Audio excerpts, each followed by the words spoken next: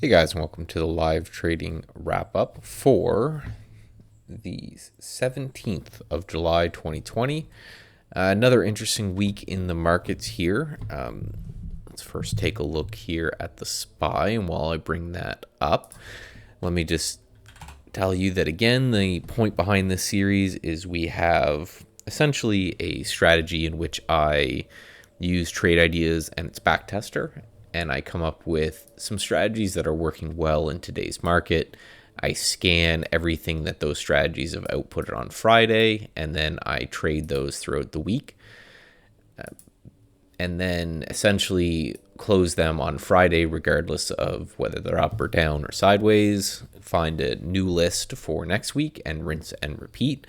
I present you guys with any profits made or lost, and then we rinse and repeat, and we go from there. And essentially links to all of this, the software I use, as well as an email for mentoring, just right under the video. So if you just scroll down a bit, you will find it there. So here on the SPY, essentially, there's nothing else to say other than still strong, still in control, right? We had Monday, a nice down day. We came down, we just touched short-term moving average, bounced off that dramatically, and then gapped around sideways here. So really, all in all, there's absolutely nothing to say that this is any kind of bearish action. We're just stalling out at this prior resistance. If we pull off it, then the story will change. But for now, again, if anyone's telling you that this is the top, they have essentially no reason right now, if you're looking at just pure price action, to say that. So again, we're just kind of chopping sideways here. This list that I have is basically sorted by what's doing the best and the worst for the week. And I go through this every week before I get on with you guys. I notice now that the utilities are perking up for sure. And then on the bottom end, we had UNG, natural gas, still selling off, with some interesting notes here with healthcare and biotechs kind of showing that maybe there is some more coronavirus type fear perking up, these things hitting new highs, whereas things like China, right, is on lows, emerging markets not doing as well. Again, I'm looking at this column here, right? The more completed it is on the green side, the more it closed at the high of the week, and the more completed on the red side, the more it closed the low of the week. So it's a really good visual indicator that I can just look at and say, all right, XLU is in the middle of its year range, but it's in the very high end of its 10-day range, very high end on its 5-day range. It's a great little setup that Trade Ideas has just to take a look at something kind of at a quick snapshot. So let me bring in the trades for last week and what we're watching for this week. So this week, this says 424, but we're getting some movement after hours. So when I closed the positions, I made about $4 a share. So that's what I recorded in here. And again, this is the year-to-date performance, but whether you took 100, 200, 300, 400, 500 shares, and again, it's a pretty good looking strategy so far. Something that I'm really liking, and again, was designed with a mentoring client, and that's why I talked about the emails for that down below. That I built for him is something he's like, hey, I want to be involved, but I don't want to leave my job or anything like this. So we built that for him, and that was a really good. And again, it's starting to become one of the trading strategies that I like the best. There are certainly more. If you check on the channel, you'll find some live day trading, some live swing trading. I've got something cool in the works for a kind of small account growing challenge.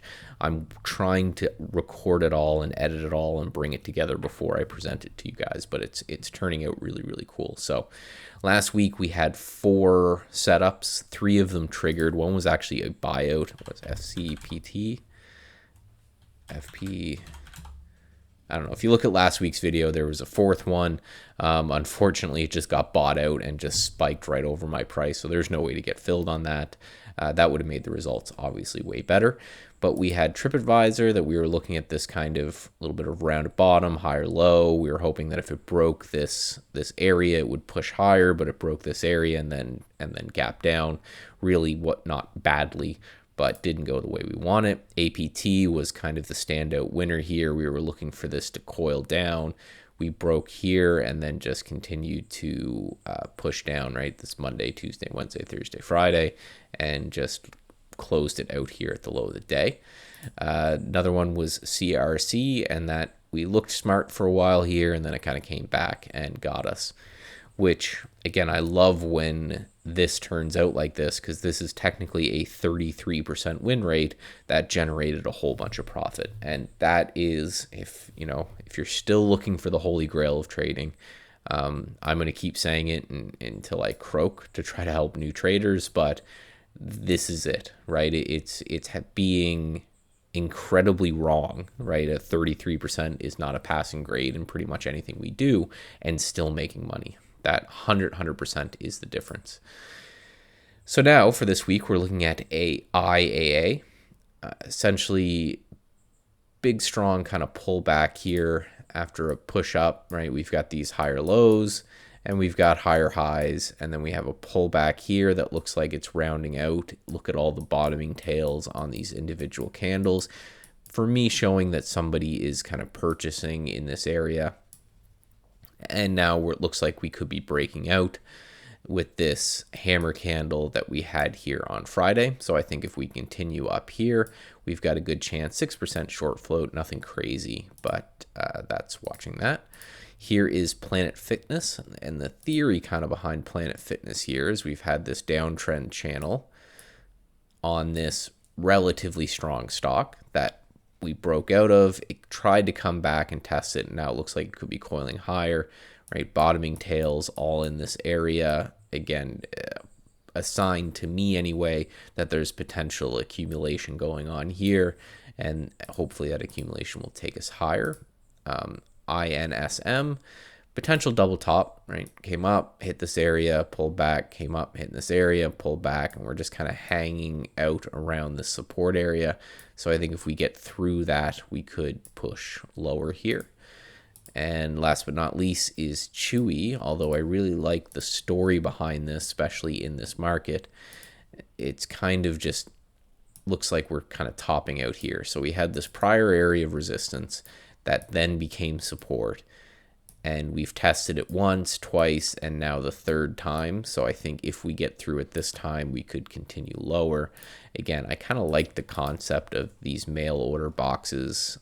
They were a big industry for a while and then died off, but now coming back makes sense in this environment. But okay, that's what I'm watching for this week. Again, another good week.